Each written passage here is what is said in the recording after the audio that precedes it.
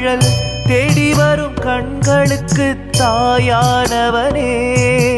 தூண்களில் ஆவான் படைத்தான் தூயவன் அவனே கடல் தேடி வரும் கண்களுக்கு தாயானவனே காண்பதுவாய் காட்சிகளாயாவிலும்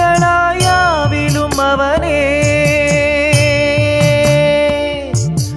காண்பதுவாய் காட்சிகளாயாவிலும் அவனே பரபிரம்மமதில் என்றும் உள்ள சாட்சியும் சிவனே பரபிரம்மமதில் என்றும் உள்ள சாட்சியும் சிவனே